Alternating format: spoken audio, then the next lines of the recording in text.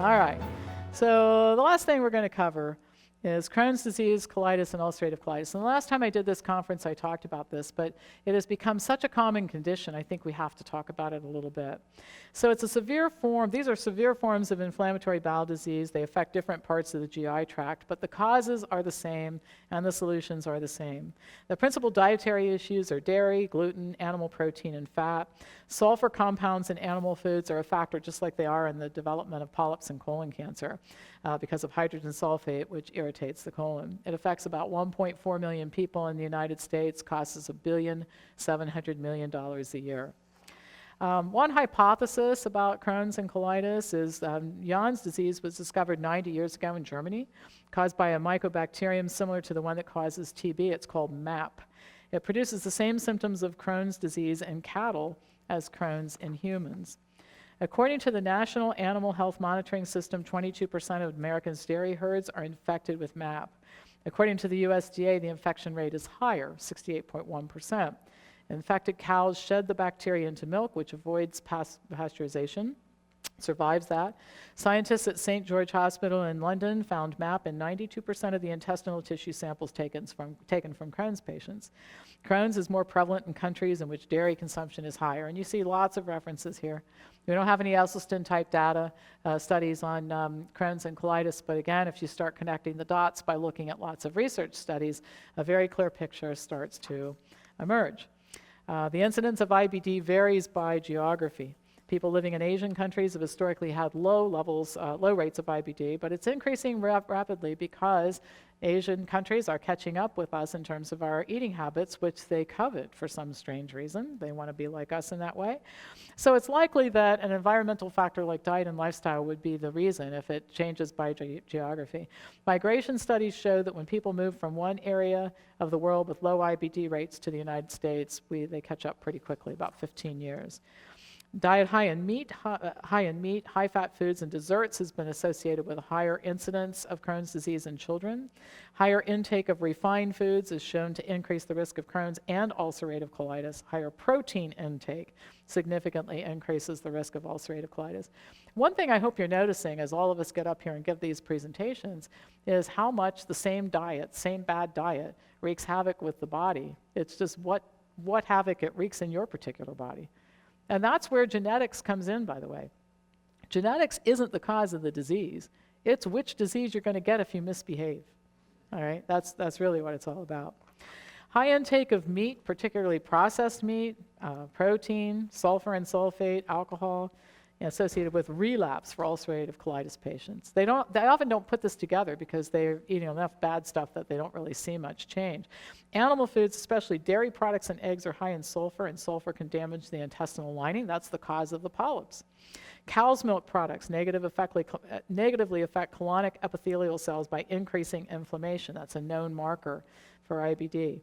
One study showed that when dairy was removed from the diet, patients showed clinical improvement. When it was reintroduced, 100% of the patients went back to having severe symptoms again. Everybody got better, and then everybody got worse. It doesn't get much more clear than that. A review of 19 studies, including over 2,600 patients with IBD, diets high in total fats, polyunsaturated fats, omega-6 fatty acids, and meat were associated with a higher risk of IBD. Diets higher in fiber and fruit, associated with lower incidence of Crohn's disease. Diets higher in vegetables, associated with decreased risk. So you see the trend? Individual studies looking at individual data points, but all pointing essentially in the same direction of what we've been talking about since you guys have been here. 30 newly diagnosed patients with Crohn's disease were interviewed about their pre-illness diet and compared with 30 healthy controls, and here's what they found. Crohn's patients ate substantially more refined sugar, less dietary fiber, significantly less raw fruit and vegetables than controls. You eat animal food and processed foods, you eat enough of those things, you're going to get sick. Which illness? That depends on your genetic profile. You heard me say yesterday, if I start misbehaving, I get rheumatoid arthritis. Somebody in the fourth row gets diabetes. Somebody in the back of the room develops cancer. That's where genes come into play, all driven by the same habits. And the other thing, by the way, I want to mention to you about genes, because I think this is important, you can have a great genetic profile. No disease really runs in your family. Everybody lives to be 100. You misbehave enough, and you can override your good genetic profile and induce disease. okay? It's really up to you. We get the control. A study in Japan looked at the relationship between dietary changes and incidence of Crohn's disease. Increased intake of total fat, animal fat, polyunsaturated fat, and milk protein was associated with increased risk of Crohn's disease. The strongest independent dietary factor, animal protein. Second most was increased intake of polyunsaturated fat. So you see why you can't just eat a lot of plant fat instead of animal fat and end up having a healthy body. Fat is fat is fat is fat is fat, and when it gets too high, when intake gets too high, you're going to end up with health issues. So all you folks out there eating avocado toast, think again, all right? I love it too. By the way, just so you know, I love all this bad stuff too, all right? I don't have it in my house, so I don't play willpower games with myself in the kitchen. I've said this many times that adhering to this diet, doing the right things, isn't a matter of willpower. It's a matter of setting up your environment so that you can only make good choices, and it's a lot of work to make the bad ones. I get up at 5 o'clock in the morning. I'm not going to Kroger at 5 o'clock in the morning to get avocado for toast, I'm telling you. So you know what I end up having? Fat-free hummus on the toast, because that's what's in the fridge, all right? Patients who eat less fiber, less raw fruits and vegetables, more refined sugar, have an increased risk of developing Crohn's disease. See the pattern here? Study of Canadian children eating more vegetables, fruit, fish, and fiber reduced the risk of Crohn's disease, increased intake of omega-6 fatty acids. Where do you get that? Land animals and polyunsaturated oils, that plant fat showing up there again.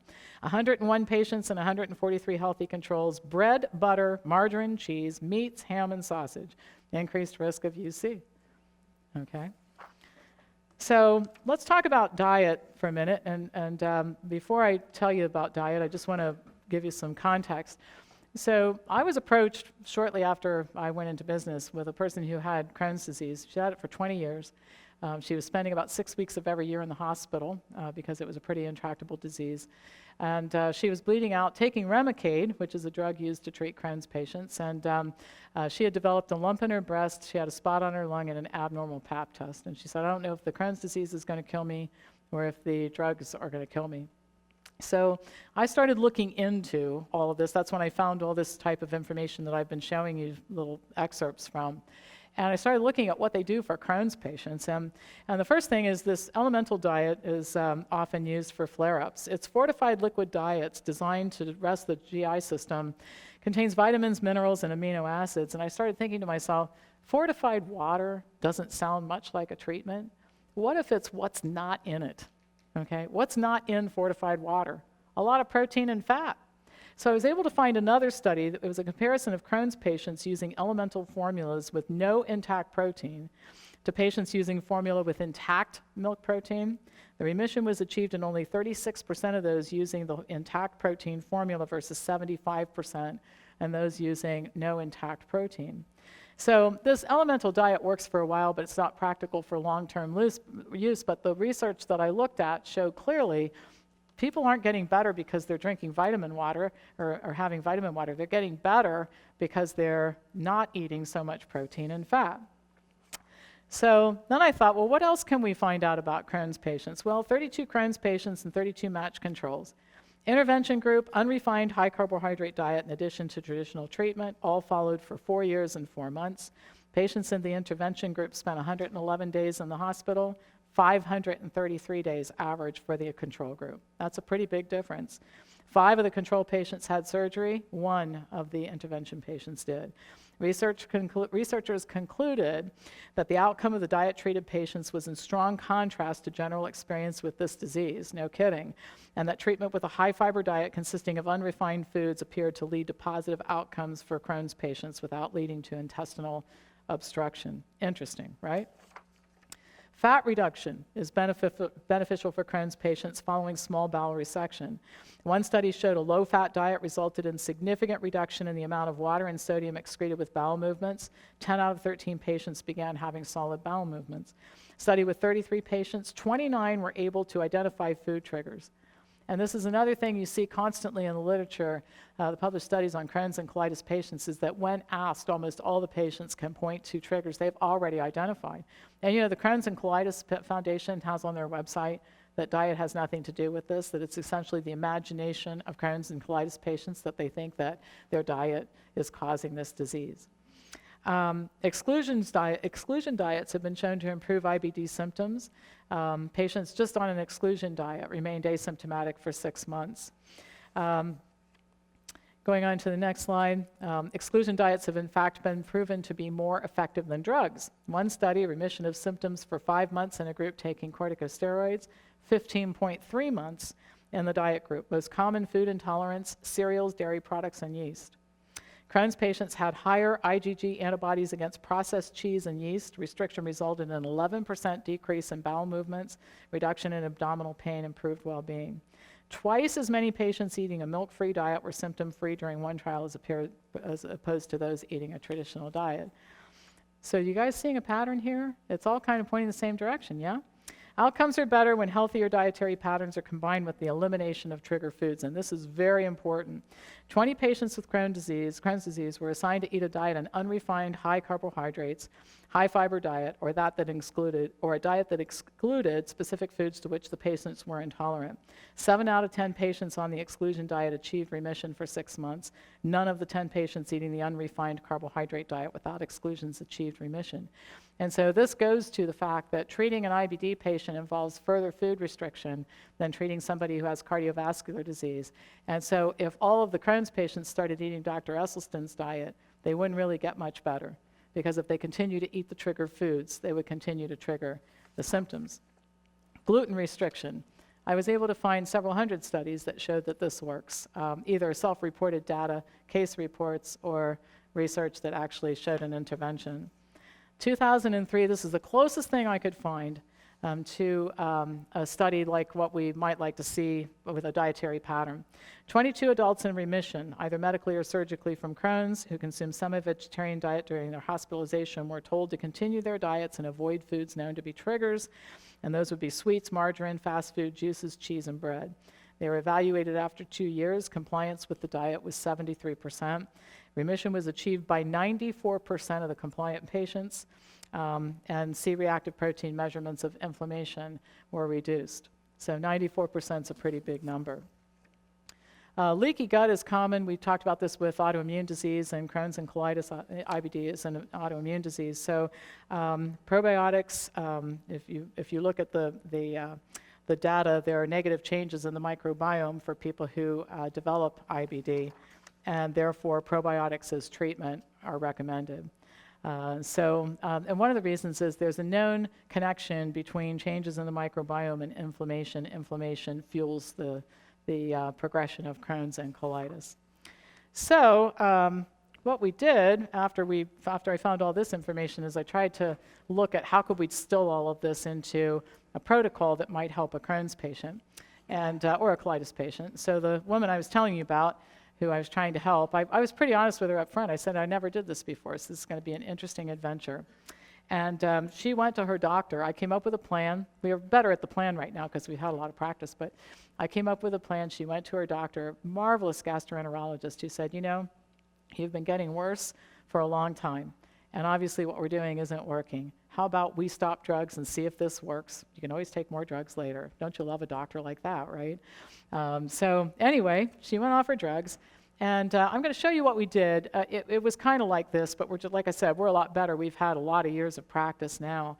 So the first thing is we put people on a bland cooked food diet. And the reason is we're mimicking the elemental diet. Remember, what's missing in the elemental diet is protein and fat. So these patients can eat any kind of potatoes, brown rice. Brown rice reduces diarrhea, so it's a good food to eat if you're having 20 bowel movements a day. Steamed vegetables, but only 4. Peas, green beans, carrots, celery, squash, any type, well-cooked fruit. The thing that this has in common, these foods have in common, is that they're very low-fat, low-protein foods. What you can't have, no dairy, no high-gluten foods, which are barley, rye, oats, and wheat, continuation of our discussion yesterday. No oil, no raw vegetables, no supplements, no juice, no refined foods, no beans, no grains other than brown rice, no spices other than salt, no beverages other than water. When the patients call and say, can I have chamomile tea? What part of the no beverages other than water didn't you understand, right? Well, English translation is no beverages other than water. All right. They're also instructed to eliminate any food that causes a problem. So once in a while you have somebody who says celery doesn't work for me. Once we get somebody to the place where they're having solid bowel movements, we introduce probiotic therapy. Then we start expanding the food options, and we have a very specific schedule for all of this, which food goes next, and we give people a manual. It's got a lot of this stuff in it. It has an instruction letter for doctors and that sort of thing.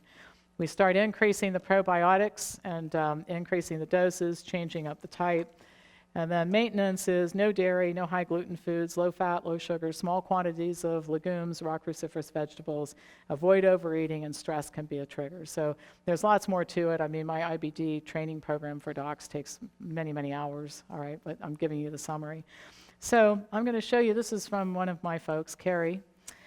Even though I was on medication for Crohn's disease, I still had frequent symptoms. At 30 years of age, this disease seemed to take over my life.